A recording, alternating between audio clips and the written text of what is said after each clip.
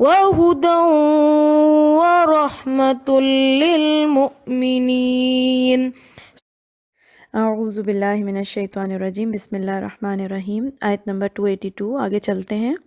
ہم لوگ یہ پڑھ رہے تھے کہ اللہ تعالیٰ نے کہا کہ جب تم لکھو اس لین دین کے معاملے کو، جب لکھا جا رہا ہو تو چھوٹی بڑی سب ڈیٹیلز، کتنی مدت کے لیے لیا گیا، ہر ڈیٹیل کو آپ لکھ لو، تحریر کر لو، اور اس کو لکھنے میں قطعاً سستی نہ کرو یا اکتاہٹ کا اظہار نہ کرو کہ ٹھیک ہے کوئی بات نہیں۔ یہ کوئی بات والا معاملہ نہیں ہے، مسٹ ہے کہ لکھو، سستی مت کرو۔ کیوں؟ ذالکم اقسط عند اللہ، یہ بات اللہ کے نزدیک زیادہ انصاف والی ہے کہ مائنر ڈیٹیلز بھی لکھی جائیں، یہ انصاف والی بات ہے۔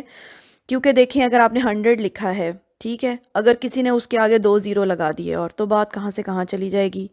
تو ہر چیز کو مکمل کلیئرلی لکھنا ضروری ہے، اور اتنا چھوٹی ڈیٹیلز بھی کہ کون سی چیز ہے، کتنا وزن تھا اس کا، قیمت کتنی تھی، کتنی مدت کے لیے لی جا رہی ہے، اس میں سب طرح کی جو چھوٹی بڑی ڈیٹیلز ہیں وہ لکھی جانی چاہیے، کیونکہ اللہ کے نزدیک یہ زیادہ چیز انصاف والی ہے، وَأَقْوَمُ، اور زیادہ درست رکھنے والی ہے، لِلشَّہَادَةِ، گواہی کے لیے، کہ بعد میں اگر کبھی آپ کو گواہ کی ضرورت پڑے نا، گواہی کی، تو گواہ کے لیے بھی یہ چیز زیادہ بینیفیشل ہے کہ مائنر ڈیٹیلز بھی جو ہیں وہ درج تھیں، یہ گواہی کو بھی مضبوط کرے گی بات۔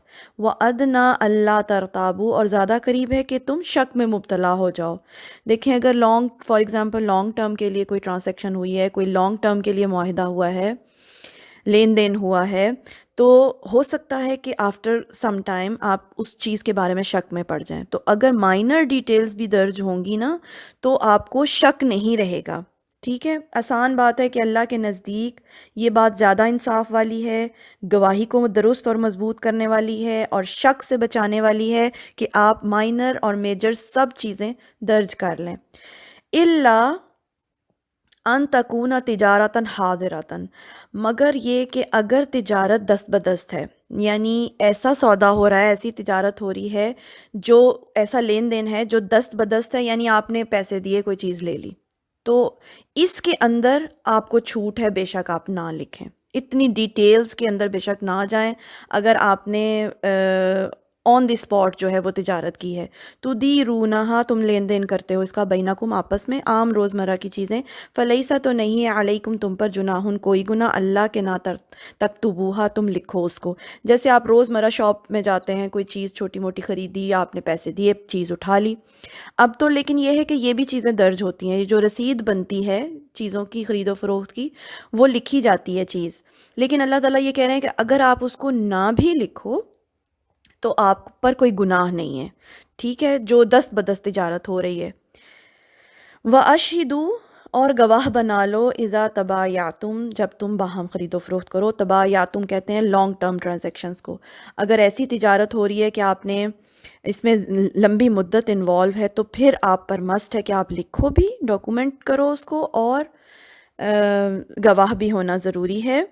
اس میں تبایعتم کہتے ہیں ایسی چیز کہ آپ نے پیسے دیے، چیز آپ کو کچھ عرصے کے بعد اٹھانی ہے، ٹھیک ہے، یا آپ نے چیز لے لی ہے، آپ نے پیسے کچھ عرصے کے بعد دینے ہیں، قسطیں کر کے دینی ہیں۔ ایسی بہت ساری خرید و فروخت ہوتی ہے بازاروں میں آج کل، کہ آپ نے چیز اٹھا لی ہے اور آپ کو پیسے جو ہیں وہ انسٹالمنٹس میں پے کرنے ہیں، اس میں اب لمبا ٹائم پیریڈ انوالو ہے، اس کی یہ بات ہو رہی ہے کہ اس میں مسٹ لکھا جانا چاہیے اور گواہ بھی ضروری ہے۔ ولا یضار، نہ ضرر پہنچایا جائے، کاتب لکھنے والے کو، ولا شہید، اور نہ گواہ کو، کاتب کو، لکھنے والے کو، اور گواہ کو قطعاً کوئی تکلیف نہ دی جائے۔ فار ایگزامپل بہت ٹائم گزر گیا ہے، اب آپ کو کاتب کی بھی ضرورت پڑ گئی، کوئی مسئلہ ہو گیا ہے اس ایگریمنٹ میں، کچھ چیز سمجھ میں نہیں آ رہی، اب آپ کو اس کو کاتب کی بھی ضرورت پڑ گئی، گواہ کی بھی ضرورت پڑ گئی۔ اب اگر کسی نے کوئی گڑبڑ کرنی ہے معاہدے کے اندر، تو وہ گواہ کو تنگ کرے کہ نہیں تم گواہی بدل دو، یا وہ کاتب کو تنگ کرے کہ تم اس میں کچھ ہینکی پینکی کرو، تو ایسی صورت میں اللہ کہہ رہے ہیں اگر تم ایسا کیا، تم نے کہ گواہ یا کاتب کو تنگ کیا، وَإِن تَفْعَلُوا، اور اگر تم کرو گے، فَإِنَّهُ، تو بے شک وہ فُسُوقٌ بِكُمْ، گناہ ہوگا تمہارے لیے، پھر تم گنہگار ہو اگر تم اس کے اندر کچھ گڑبڑ کرنے کی کوشش کرو، یا گواہوں کو تنگ کرو، یا کاتب کو تنگ کرو۔ وَاتَّقُوا اللَّهَ، اور آخری بات یہی ہے، جس کے دل میں اللہ کا ڈر ہوگا وہ کبھی بھی غلط کام نہیں کرے گا۔ اللہ سے ڈرتے رہو، ان معاملات کو لکھ لیا کرو، گواہ بنا لیا کرو۔ بعد کی پریشانی اور ٹینشن سے بہتر ہے کہ انسان یہ سب کام تحریری طور پہ کرے اور اللہ سے ڈرتا رہے۔ وَيُعَلِّمُكُمُ اللَّهُ، اور سکھاتا ہے تم کو اللہ۔ یہ اللہ ہمیں سکھا رہا ہے معاشرتی زندگی میں رہنے کے طور طریقے، ٹھیک ہے نا؟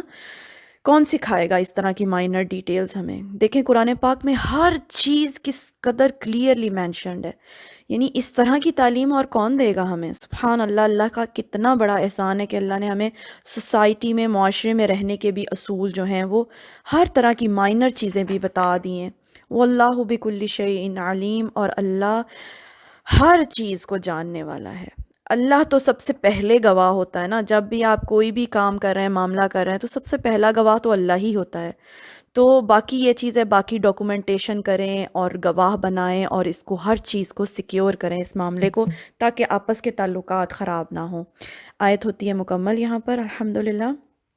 سبحانک اللہم و بحمدک، اشہد ان لا الہ الا انت، استغفرک و اتوب الیک۔